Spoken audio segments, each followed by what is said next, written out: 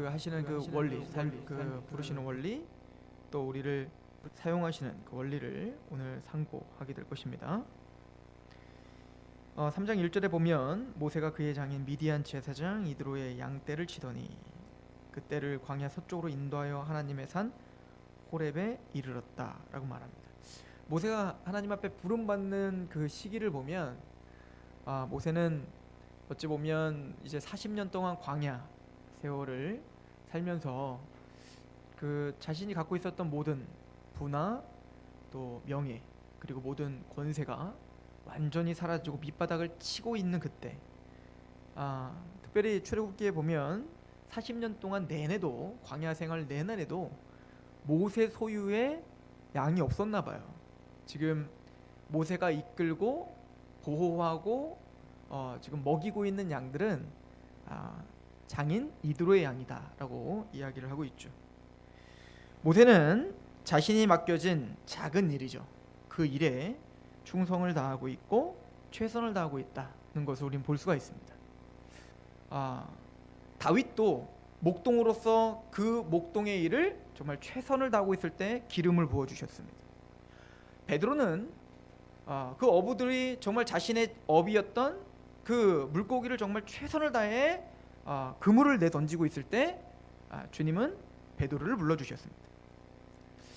마찬가지로 하나님은 하나님의 백성들을 부를 때 정말 자신의 일에서 하나님이 자신에게 뭔가 맡겨주신 그 일, 그게 작아 보이지만 그 일 중에 최선을 다하고 충성을 다하고 있는 사람을 부르시는 걸 봅니다. 그 얘기는 모세가 자기의 것이 아니지만 그 장인 이드로의 것을 자신의 것인 양 정말 최선을 다해서 40년 동안 청지기로 그것을 맡아 정말 최선을 다하고 있는 그곳에서 하나님은 모세를 부르고 있어요. 여러분들 아모스도 마찬가지입니다. 아모스도 농부로서 거기서 열심히 일을 하고 있을 때 하나님이 신탁을 주셔서 하나님의 메시지를 전파하게 하죠. 그러니까 할 거 없어 하나님의 일을 한다라고 하는 것만큼 위험한 일은 없는 겁니다. 그죠? 하나님은 그렇게 하나님 앞에 지금 내게 뭐가 맡겨지든 그것에 대해서 충성을 다하고 작은 것을 맡겨줘서 그 작은 것에 충성된 자를 큰 것도 맡겨주는 원리이지, 아무것도 준비되지 않고 그냥 바로 큰 것을 얻으려고 하는 것은 성경적인 원리가 아니다라고 하는 것을 우린 배우는 거죠. 그러면 우리 신앙이라는 것은 모세를 통해서 배우는 거예요. 모세는 물론 실패를 했습니다. 그죠? 그러나 그 실패한 곳에서 하나님이 맡겨주신 그 일들을 묵묵히 진행하고 있더라는 겁니다. 40년 동안. 성경은 그것을 많은 말을 하지 않지만 모세는 묵묵히 그 일을 해 나갈 때 하나님 그 일을 통해서 모세를 준비시켜주고 계셨습니다. 우리는 볼 수 있죠. 죽음을 보지 않고 승천한 사람이 몇 명 있죠? 그죠? 우선 예수님이시죠. 그리고 사람 중에는 이제 엘리야가 있어요. 호련이 없어지잖아요. 그리고 제일 처음은 누구죠? 에녹입니다. 죽음을 보지 않고 하나님과 300년 동안 동행하다가 갔다. 사실은 참 많은 모형이 됩니다. 예수 그리스도의 승천도 모형이 되지만 구원받은 하나님과 동행하는 교회, 하나님과 동행하는 예수 그리스도를 믿고 있는 하나님의 백성들의 중요한 모델도 됩니다. 이 에녹은 300년 동안 하나님과 동행을 했습니다. 근데 그 동행이라는 게 어떤 거창한 걸 말하는 게 아니에요.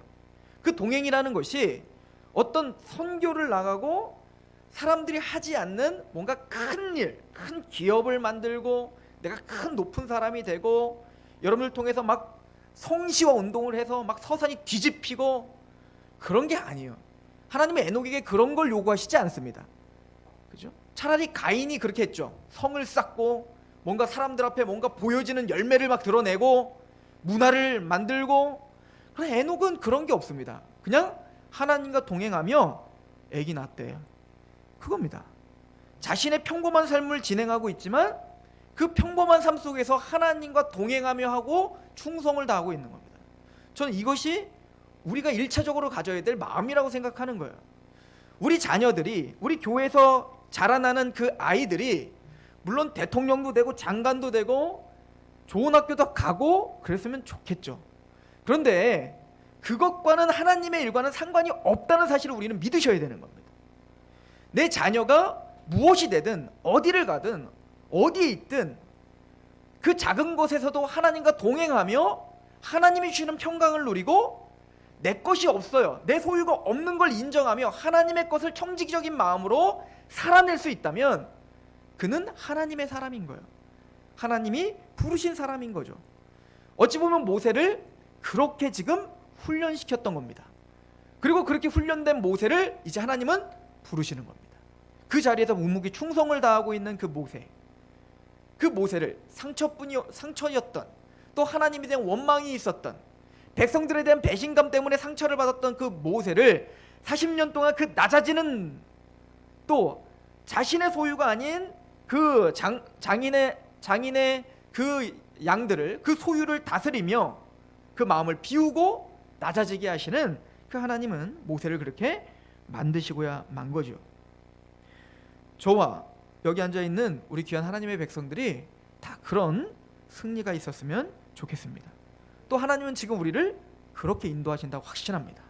어떤 상황이든 애굽의 바로의 왕자로서 세상의 것을 누릴 수도 있죠. 그것도 하나님이 허락한 겁니다, 모세에게.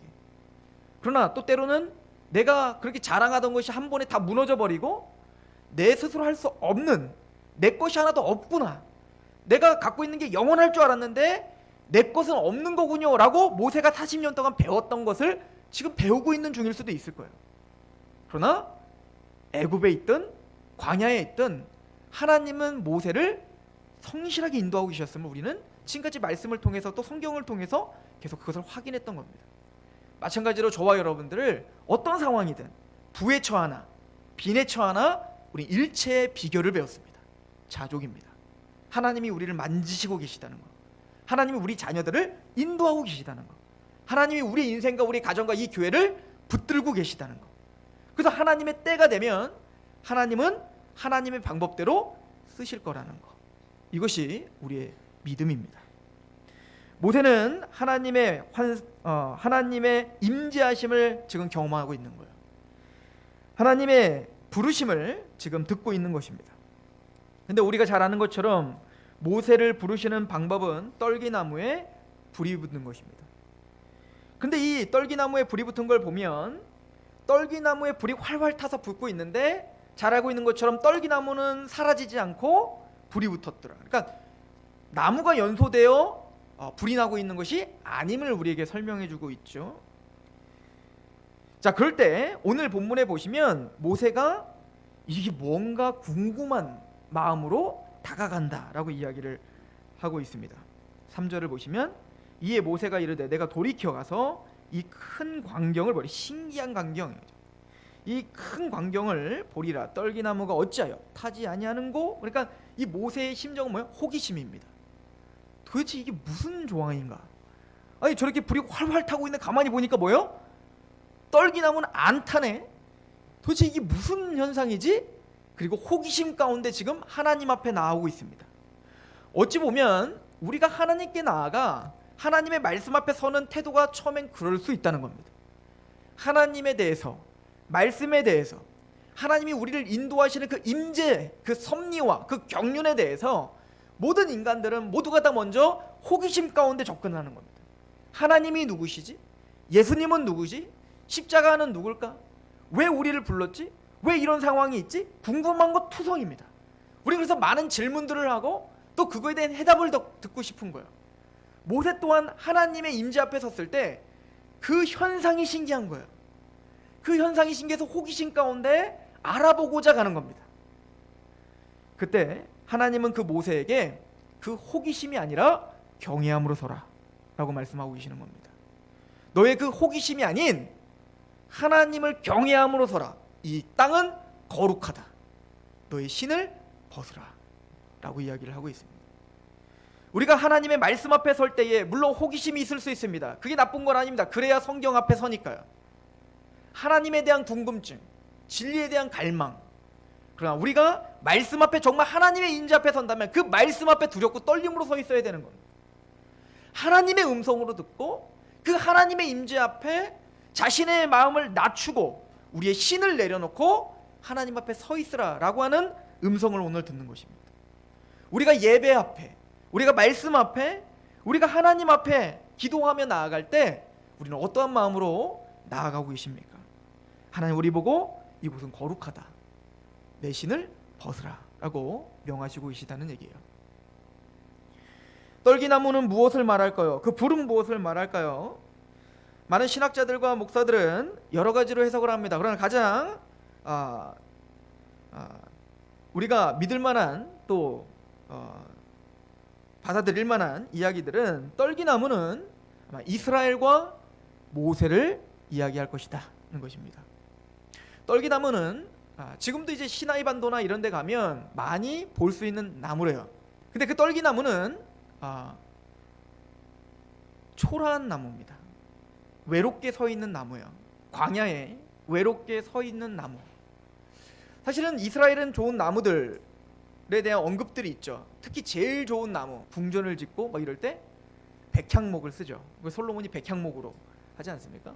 그럼 백향목은 으리으리하고 웅장하고, 그리고 딱 보더라도 뭐죠? 그 권위와 그 아름다움에 압도되는 나무들인 거죠. 근데 하나님은 그런 떨기나무에 불이 붙게 하지 않고 초라하고 또 그 광야 속에서 홀로 외롭게 서 있는데 다 뒤틀렸어. 그리고 먼지를 뒤집어 쓴 지저분해 보이는 그런 아무것도 아닌 것 같은 떨기나무에 불이 붙게 하는 겁니다. 어찌 보면 하나님은 지금 모세에게 그것을 가르쳐주고 있는 겁니다. 우리는 떨기나무와 같다는 겁니다. 40년 동안 광야에서 그렇게 양을 치며 하나님이 모세에게 알려주고 싶은 게 뭐였죠? 너는 떨기나무다. 너의 어떤 가졌던 힘과 권력과 그리고 그 돈과 명예와 어떤 그 의욕, 그 열정, 그것 갖고 되더냐?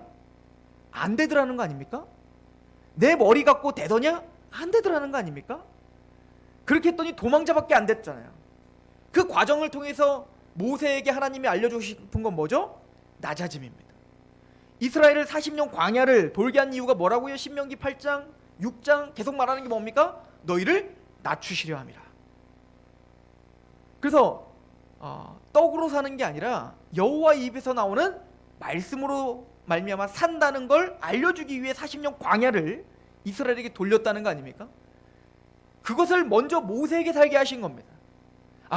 내 힘과 내 것으로 하는 게 아니라 여호와 입에서 나오는 약속, 하나님의 말씀으로 이루어지는 거구나를 인정하는 자리로 갈 수 있도록 나는 떨기나무에 불과합니다 라고 고백할 수 있도록 하나님은 인도하신 거예요. 즉 이 떨기나무는 모세일 뿐만 아니라 바로 이스라엘입니다. 하나님은 이스라엘을 쓰실 거예요. 그래서 모세를 통해서 출애굽시켜 이제는 출애굽을 하고 하나님은 그 이스라엘에게 제일 먼저 선포하는 게 뭡니까? 출애굽 19장에 너희는 제사장의 나라다. 내가 너희를 제사장의 나라로 만들겠다는 거 아니에요? 너희를 통하여 모든 민족이 복을 얻겠다는 겁니다. 아브라함이 주신 복이 너에게 임하겠다는 거예요. 너희를 통하여서 하나님을 아는 영광의 빛을 비추는 통로로 내가 너희를 축복의 통로로 사용하겠다. 이게 제사장 나라입니다. 그 얘기는 그러고 보니 우리 이야기네요. 베드로전서 2장에 보니까 우리는 택함 받은 족속이고 왕같은 제사장이니까요. 우리가 떨기나무라는 얘기입니다. 하나님은 그것을 알게 하기 원하는 거예요. 너희는 흙이란다. 너희는 먼지란다. 하나님을 떠나서는, 여호와 입에서 나오는 그 말씀을 떠나서는 그 어떤 것도 의미가 없단다. 너의 인생 가운데 뭐가 되는 것 같으냐? 아니, 그것은 아무것도 아닌 신기루다. 언젠간 없어지고 사라지고 말 것이다. 너의 소유는 없단다. 모든 것이 다 나의 소유란다. 그것을 알게 하고 그 하나님의 말씀 앞에 있는 그 언약을 붙잡을 수 있도록 하나님 모세를 인도하고 그 떨기나무에 불이 붙는 걸 보여준 거예요. 그런데 그런 너희를 사용하겠다는 거 아니에요? 불같이 사용하시겠다는 거 아닙니까? 물론 이 불을 해석하는데도 여러 가지로 해석을 합니다. 첫 번째는 심판의 도구로 사용하시겠다는 겁니다. 이스라엘 백성들에게 하나님이 약속한 게 그거였죠. 이스라엘 아브라함에게 뭐라고 약속했습니까? 출애굽을 하기 430년 전에 아브라함에게 출애굽 창세기 15장이 뭐라고 약속하죠? 너희는 가나안을 정복할 것이다. 왜요? 그런데 430년 4대 만에 갈 거야. 400년 후에 나갈 거야. 왜냐면 아직 가나안 땅이 죄가 관영하지 않았기 때문에. 죄가 차지 않았어. 그 얘기는 뭐죠? 이스라엘을 지금 가나안에 투입시키는 목적이 뭡니까? 그들을 심판할 겁니다. 즉 하나님을 대적하고 우상 숭배하는 바알 숭배하고 있는 그 가나안 땅을 심판하는 도구로 누굴 사용하시겠다는 거예요? 제사장 나라를 사용하시겠다는 겁니다. 오바댜에 보시면 이 오바댜는 에돔이라고 하는 족속에 대한 심판을 명하는 장이에요. 말라기, 오바댜 이게 다 에돔 족속에 대한 심판을 명합니다. 근데 이 에돔이 누구죠? 에돔은 별명이었어요. 에서의 별명입니다. 에서가 누굽니까? 야곱의 형으로서 장자 축복권, 하나님의 장자 축복을 경홀히 여긴 자다라고 창세기는 기록하고 있죠. 그래서 팥죽 한 그릇에 장자 축복권을 야곱에게 팔아버렸다고요. 그리고는 성경은 뭐라고 기록합니까? 에서가 장자 축복을 경홀히 여겼더라, 가볍게 여겼더라. 뭐와 때문에? 그깟 팥죽 한 그릇 때문에. 그깟 팥죽 한 그릇인데 그 당시 상황에 에서는 그깟 팥죽 한 그릇이 아니에요. 배고팠으니까, 너무 먹고 싶었으니까. 즉 지금 당장 눈에 보이고 만져지고 그리고 나를 만족시키는 그 무엇, 그게 무엇이든, 그게 에서에게는 팥죽이지만 그게 우리에게는 돈이고 그게 우리에게는 명예고 그게 무엇이든 그것 때문에 하나님의 약속을 경홀히 여기는 그 에돔, 그래서 붉은 자라는 뜻이요, 팥죽을 먹었기 때문에 그 에돔입니다. 그리고 그 에돔 족속을 심판하는 내용이 오바댜, 말라기예요. 오바댜 1장을 한번 가보세요. 오바댜 1장. 오바댜의 몫이라 주 여호와께서 에돔에 대하여 이와 같이 말씀하시느니라. 우리가 여호와로 말미암아 소식을 들었나니 곧 사자가 나라들 가운데서 보내심을 받고 이르기를 너희는 일어날지어다 우리가 일어나서 그와 싸우자 하는 것이니라. 보라, 내가 너를 나라들 가운데 매우 작게 하였으므로 내가 크게 멸시를 받느니라. 자, 하나님이 오바댜를 통해서 에돔에 대해서, 하나님의 약속을 경홀히 여기는 그 에돔에 대해서 뭐라고 약속하시죠? 내가 너희를 반드시 심판한다, 내가 반드시 너를 친다. 자, 그랬더니 3절, 너희 마음의 교만이 너를 속였도다. 바위 틈에 거주하며 높은 곳에 사는 자여, 내가 마음에 이르기를 누가 능히 나를 땅에 끌어. 그랬더니 얘네들은 뭐예요? 정신 못 차리고 누가 감히 나를 심판하겠다는 것이냐, 누가 감히 나를 판단하겠다는 것이냐. 하나님의 경고도 전혀 무서워하지 않죠. 그걸 뭐라고 표현하고 있죠? 너의 마음의 교만이 너를 속였다. 이게 세상 사람들입니다. 하나님의 약속이 아닌 자신의 감정을 숭배하고 있는 사람들, 그죠?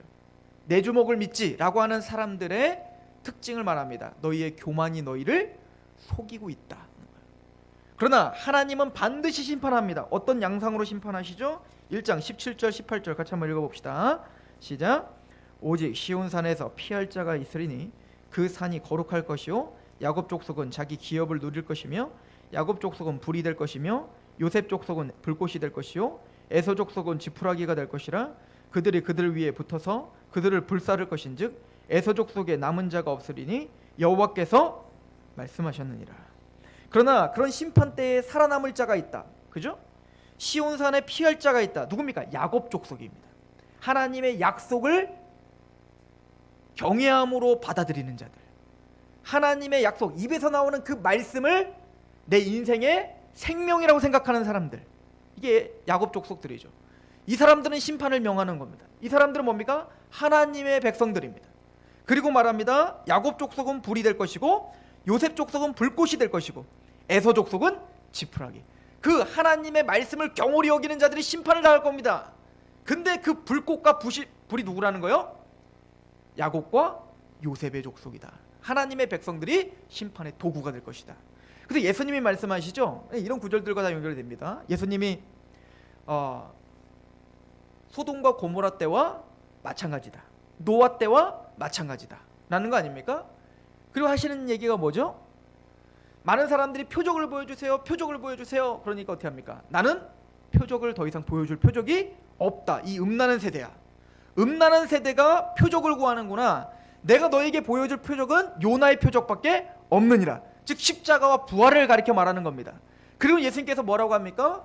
니느웨 사람들이, 니느웨 성 사람들이, 그리고 남방 여인, 남방의 여왕이 너희를 심판할 것이다.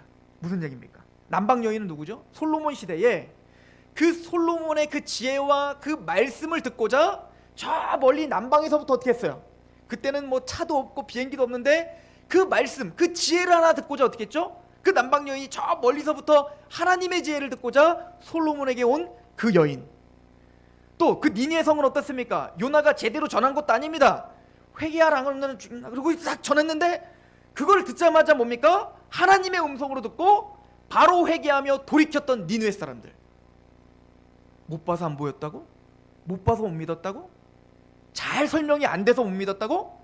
그럼 그 남방 여인은 뭐냐? 니느웨 사람들은 뭐냐? 그리고 여기 앉아있는 상록 성도들은 누구냐? 이들이 봐서 믿었니? 이해돼서 믿었니? 하나님의 십자가 앞에 굴복하는 거 아니냐? 우리의 존재 자체가 불이 될 것이고 불꽃이 될 것입니다. 하나님은 하나님의 백성들을 통해서 하나님의 일을 하실 거라는 얘기인 거예요. 그런데 하나님의 일과 하나님의 언약의 성취를 하나님의 백성을 통해서 하지만 그 떨기나무가 타는 것이 아닙니다. 우리를 통해 하시지만 우리의 힘과 우리의 것을 가지고 하는 것이 아니란 얘기인 거예요. 스가랴서에는 말합니다. 그 당시에 이제 바벨론에서 포로기한을 하고 이제는 성전을 건축하라 라고 이제 칙령을 내려줬죠. 근데 이스라엘 백성들이 어떡합니까? 막 성전을 짓는데 에돔 사람이니 다른 민족들이 어떻게 합니까? 이스라엘을 막 이간질시키는 겁니다. 그래갖고는 페르시아 왕에게 계속 잘못된 정보들을 흘려서 이제는 핍박이 오고 성전 재건을 하지 못하도록 두렵게 하는 겁니다. 그럴 때 선지자들이건 제사장들이건 많은 고관들이건 모든 사람들이 다 어떻게 했죠? 다 때려쳤죠. 그만했죠.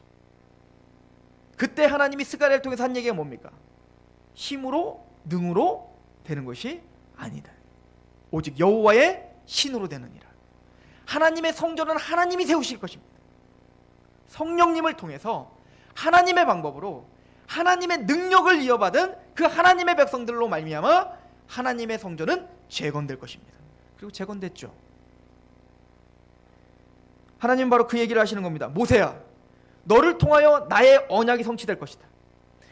너를 통하여 나의 백성들, 불꽃과 불처럼 쓰임받을 나의 백성들이 출애굽할 것이며 그 출애굽 과정을 통해서 악인이었던 애굽, 하나님을 대적하는 스스로 신이라 여기는 그 애굽의 바로와 그 모든 신을 따르고 있는, 우상을 따르고 있는 그 애굽의 모든 백성들을 어떻게 할 거예요? 홍해에서 심판할 겁니다. 그리고 가나안 땅에 들어가 이제는 하나님이 아닌 바알을 하나님이라 섬기며 자신의 번영과 자신의 만족을 신으로, 이걸 신약은 바울은 뭐라고 합니까? 자기의 배를 신으로 섬기고 있는 사람들, 내 만족과 탐욕을 신으로 섬기고 있는 그들을 심판하실 겁니다. 누구를 통해서? 하나님의 백성들을 통해서. 하나님이 그 일을 하실 거예요. 그러나 그것은 너희의 어떤 노력과 힘으로 되는 게 아님을 내가 할 것이다. 그러므로 너는 내 신을 벗으라는 것입니다. 인간의 어떤 것이 하나님의 일을 같이 할 수 있는 것이 아니다. 철저히 하나님만을 바라라. 철저히 하나님을 의지하라. 이것이 모세에게 하는 이야기인 거예요. 내 신을 벗으라. 이 신을 벗는다는 게 뭘까요? 이것은 룻기를 보면은 그 내용이 좀 나와요. 룻은 우리가 잘 아는 것처럼 이 룻이 모압 여인 아닙니까? 그 나오미라고 하는 여인이 베들레헴에 살았던 나오미라고 하는 여인이 이제는 모압에 흉년이 들어서 도망갔다가 거기 갔더니 이제 남편 죽고 자녀들 다 죽고 며느리들만 남았는데 첫째 며느리는 자살하겠다고 모압에 남고 그랬더니 룻이 나는 안 갑니다. 나는 당신과 당신의 하나님을 섬기겠습니다 해서 베들레헴까지 따라오는 거 아닙니까? 자, 그때 이제 보아스라고 하는 사람을 만나요. 그래서 이제 결론은 뭐냐면 그 룻이 바로 다윗의 선조가 되는 거죠. 다윗의 조상이 되는 겁니다. 그러니까 하나님의 언약의 반열로 들어온 사람이 되죠. 모압 여인이. 근데 그 이야기에서 중요한 것은 이제는 계대결혼이라는 게 있었어요. 계대결혼. 뭐냐면 이 보아스가 룻과 결혼을 하려면 원래는 이제 형이 일찍 죽어서 형수가 있으면 그 형수가 자녀가 없으면 기업을 못 물으잖아요. 그러니까 그 형수와 결혼을 하게 돼 있었어요. 만약에 그 동생도 죽으면 그러면 친척 중에 가장 가까운 친척이 그 형수를 또 데려다가 이제 왜냐면 그 당시에는 결혼하지 않은 여인, 그러니까 과부에 대해서는 오늘 같은 상황이 아니었기 때문에 뭔가 기업을 이어주는 그게 복이었던 거죠. 그때 보아스가 한번 따져보니까 자기보다 더 가까운 친족이 있더라는 거예요. 그래서 자기가 우선순위에서 밀려나. 그래서 이 보아스는 룻이 너무나 사랑스러워서 이제는 룻을 자기에게 달라라고 그 가까운 친척에게 갑니다. 그리고 말을 하죠. 당신이 만약 이걸 허락한다면 당신이 먼저 데리고 가야 될 권리가 있습니다. 그런데 그 권리를 나에게 포기해 준다면 내가 기업을 무르겠습니다 라고 이야기죠. 그때 그 친척이 하는 행동이 뭐냐면 신을 벗어서 던집니다. 이게 뭐죠? 권리를 포기합니다 라는 뜻이에요. 즉 하나님은 그 모세에게 뭐라고 하는 거죠? 너의 권리를 포기하라는 겁니다. 너의 자유를 하나님 앞에 내어놓으라는 거예요. 근데 그때 진짜 자유가 주어지는 겁니다. 하나님이 우리에게 너의 자유를 내려놔라, 너의 지식과 너의 어떤 권리를 포기하라 라고 할 때는 하나님이 우리를 억압하기 위한 권리 포기 아닙니다. 그때부터 진짜 거기서만 느낄 수 있는 자유, 퀄리티가 높은 자유, 행복한 자유. 세상에서 내가 조금 더 가졌다고, 세상에서 내가 조금 더 누린다고 할 때 그 자유가 아닌 하나님 앞에 매여 있는데 그 매여 있으면서 가질 수 있는 그 자유. 그 자유, 하나님 그 자유를 주시겠다는 거예요. 모세가 자신의 힘으로 할 수 없는 그 자유제재로 그 모든 자연 만물을 다스릴 수 있는 그 자유, 모세가 한 게 아니라 하나님이 하신 거지만 홍해가 갈라지고 그리고 그 하나님의 백성들이 배고플 때 먹이며 그리고 인도하며 반석에 물이 나며 그런 그 기적들이 모세의 그 아집과 고집으로 할 때는 전혀 나타날 수 없는 그 기적들이 자신의 그 권리와 자유를 포기할 때 하나님은 그곳에서 모세를 통해서 시작하시겠다는 겁니다.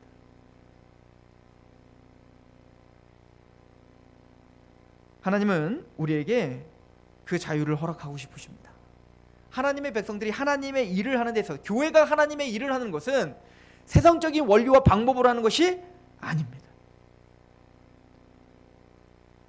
하나님은 하나님의 방법으로 초라한 떨기나무와 같은 우리를 사용하셔서 그 불을 붙이실 것입니다.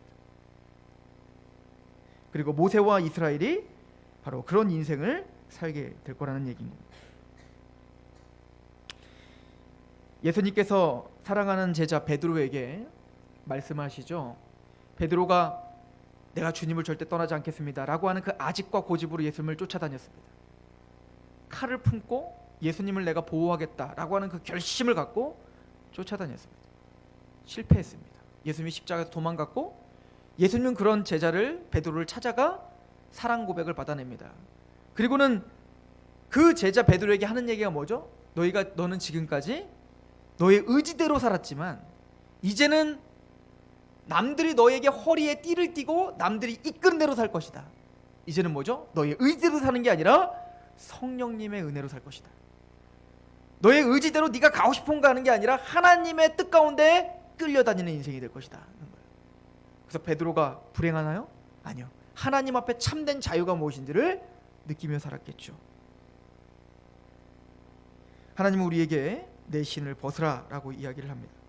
하나님 앞에 경외함으로 경외함으로 서 있으라는 얘기며, 또 하나님 앞에 우리의 자유와 우리의 권리를 내려놓고 그 하나님의 말씀에 얽매여 그 하나님을 주님이라, 그 말씀이 입에서 나오는 그 말씀이 나의 생명의 말씀이다 라고 고백하며 살으라 라고 하는 얘기입니다. 그때 홍해가 갈라지듯 우리를 통하여 그 구원의 역사가 일어날 것이고 하나님의 뜻이, 하나님의 언약이 성취되는 방법은 이 방법밖에 없음을 우리에게 알려주고 계십니다. 또한 떨기나무에 불이 붙는 이 장면을 통해서 바로 하나님은 하나님의 언약을 성실히 지키시는 하나님임을 모세에게 각인시켜주는 것과 같습니다.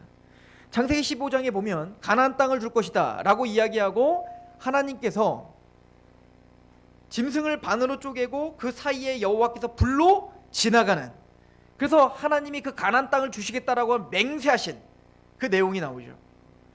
하나님은 모세를 부르고 그 떨기나무에 붙은 그 불을 통해서 하나님이 행하실 것이다 라고 하는 말씀을 하십니다. 그리고는 바로 하나님을 소개할 때 다음 주에 우리가 보겠지만 나는 아브라함의 하나님, 이삭의 하나님, 야곱의 하나님이다.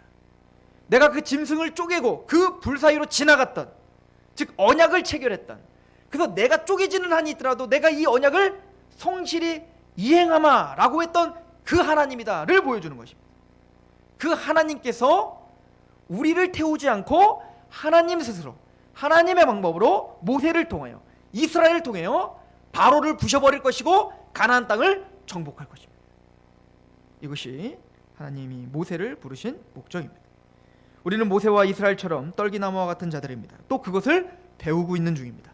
우리가 아무것도 아닌, 하나님의 뜻이 아니라면 우리는 한순간도 살 수 없습니다를 고백하며 우리는 그 하나님을 배우고 있습니다. 그 낮아지고 낮아진 우리에게 하나님은 불꽃처럼 일하실 것입니다. 하나님의 언약을 통해서, 신실하신 언약을 통해 반드시 일하실 것이라는 얘기입니다. 하나님 앞에 부름받은 하나님 백성들은 내 신을 벗고 그 하나님 앞에 호기심이 아닌 경외함으로 서 있습니다. 우리의 인생을 뒤흔드시는, 또 우리를 붙잡으시는 그 하나님 앞에, 또 그 하나님의 말씀 앞에 여러분들이 신을 벗고 경외함으로 서 있기를 축원합니다. 기도하겠습니다. 하나님 아버지, 너무나 감사합니다. 모세를 사용하시듯 이스라엘을 사용하시듯 또 그들을 하나님의 도구로 만드시듯 우리를 그렇게 만드시고 우리를 사용하시며 하나님의 언약을 신실하시게 성취하실 것을 믿습니다. 주여, 우리의 아집과 고집을 내려놓으며 여호와 입에서 나오는 그 말씀이 우리를 살게 합니다. 여호와 입에서 나오는 그 말씀이 우리의 참된 복이며 행복입니다. 그렇게 고백하는 자리로 우리를 인도하여 주시고 또 그런 우리를 통하여 하나님 일하시옵소서. 예수 그리스도의 이름으로 감사하며 기도합니다. 아멘. 찬양합시다.